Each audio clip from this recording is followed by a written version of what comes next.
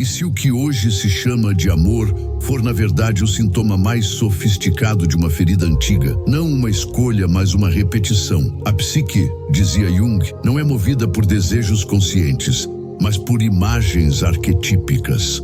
Aquilo que não se torna consciente repete-se como destino, e muitas vezes esse destino assume a forma de relações afetivas marcadas por dor, rejeição e silêncio. O que ocorre quando se confunde amor com familiaridade? Quando se projeta no outro a sombra que não se quis ver em si? A resposta não está no campo do afeto, mas no da repetição simbólica. Talvez não se ame quem fere, ama-se a esperança de que, dessa vez, o enredo se reescreva. Amar se torna, assim, uma tentativa desesperada de mudar o roteiro interior, de transformar o trauma em redenção. Mas a redenção não está no outro, está no ato de tornar consciente aquilo que se esconde no escuro. Somos filhos do que não foi dito, herdeiros das palavras não escutadas, e muitas vezes buscamos em braços alheios a continuidade emocional de uma infância interrompida. O amor, assim, deixa de ser ponte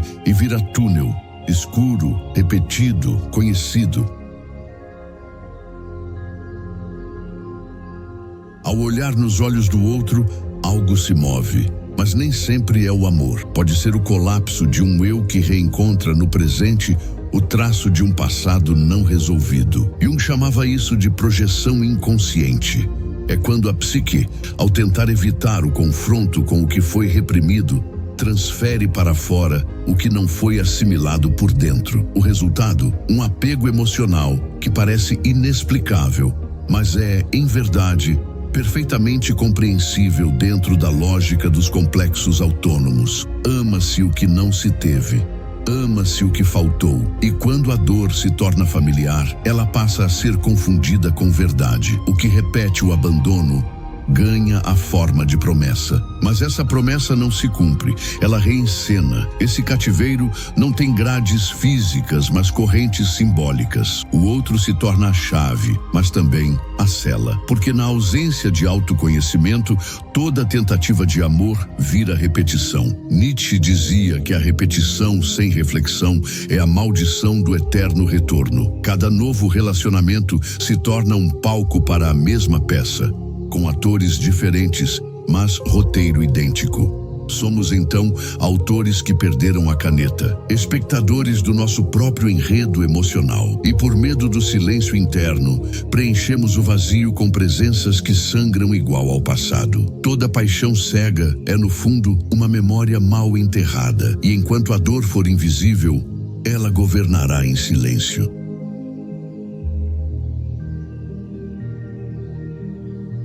Nietzsche dizia que tudo o que se repete é de alguma forma desejado, mas nem todo desejo é consciente. Camus afirmava que o homem carrega muitas vezes a nostalgia de um mundo perdido. E essa nostalgia se expressa nas relações.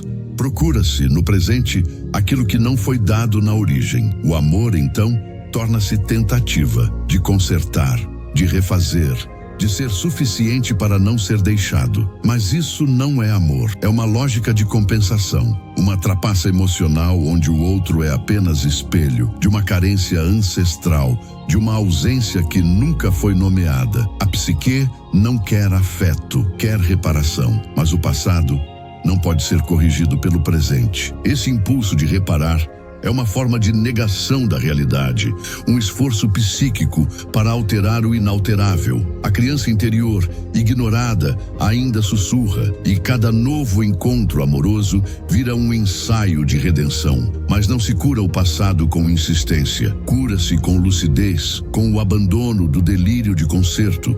O que está quebrado no tempo não se junta com promessas, se junta com consciência, e muitas vezes com o luto por aquilo que jamais será. E é aí que muitos tropeçam, não sabem diferenciar amor de missão, desejo de reparação, presença de apego. Tornam-se amantes do próprio abismo, confundindo profundidade com dor. O outro vira altar e campo de batalha, e amar se torna guerra travada com os próprios espectros.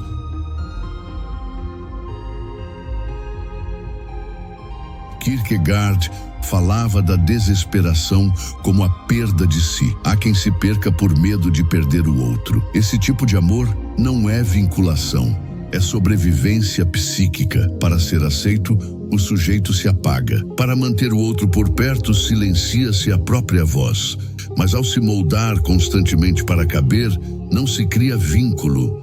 Cria-se dependência. O ego, colonizado por complexos, abandona o centro, passa a orbitar em torno de um outro idealizado, que se torna medida de valor e critério de merecimento. Mas quem se dissolve, deixa de ser visto. O amor, quando custa a si mesmo, não redime, apenas consome. Essa dinâmica é comum nas relações marcadas por codependência emocional. O desejo de pertencimento substitui o senso de identidade e o sujeito passa a existir apenas na medida em que é validado pelo outro. É nesse ponto que o amor deixa de ser encontro e vira exílio, exílio da própria essência. A alma se exaure, tentando merecer o que deveria ter sido oferecido gratuitamente. O autoabandono é o sacrifício invisível de quem tenta conquistar amor à força. Mas quem abdica de si para ser amado não recebe amor.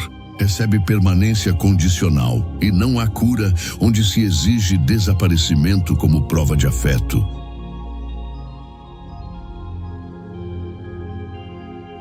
A alma não atrai o que quer. Atrai o que está vibrando ainda como lacuna. A psicologia analítica entende que os arquétipos, quando ativados sem consciência, produzem enredos. O arquétipo do órfão, por exemplo, busca abrigo onde não há. Vê acolhimento na ausência, carinho na negligência. O inconsciente projeta, e o outro se torna porta-voz de um trauma que ainda vive. Mas essa repetição não é solução.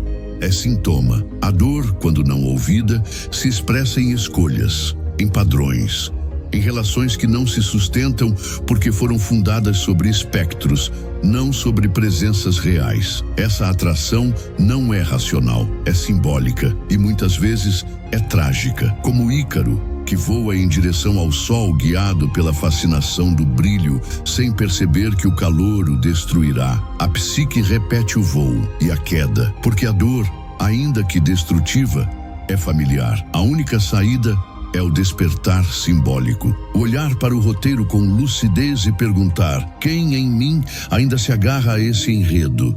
E mais, porque o vazio parece mais confortável que a plenitude. Porque o caos é mais conhecido que a calma. O trauma, não visto, governa. E enquanto ele estiver no comando, o amor será apenas um nome bonito para uma encenação antiga. A integração da sombra, dizia Jung, é um ato de coragem.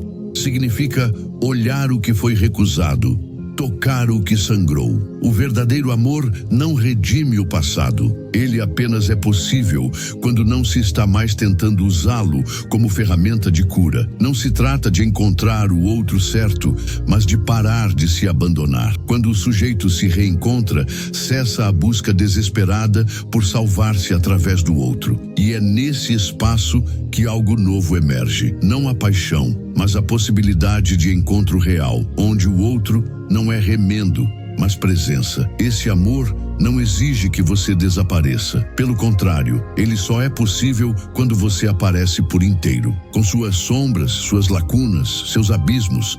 Amar de forma íntegra exige estar ancorado em si, e só então é possível discernir entre o que nutre e o que corrói. Eis a grande virada. O amor não é sobre ser completado, mas sobre ser testemunhado na inteireza. É nesse ponto que cessa a busca, porque o outro não é mais esperança de salvação, mas partilha.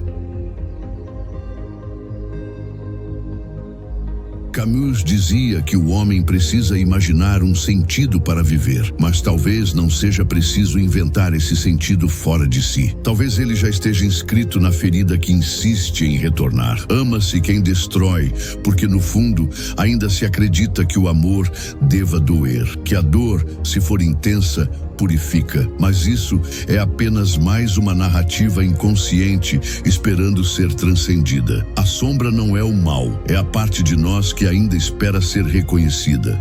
Talvez não se trate de curar o amor, mas de compreender por que ele ainda nasce onde deveria haver luto. Esse ensaio não traz soluções, apenas reflexões. Talvez ao final reste apenas uma pergunta: quem dentro de você ainda chama isso de amor? E mais importante, quem dentro de você ainda precisa ser salvo para deixar de amar assim?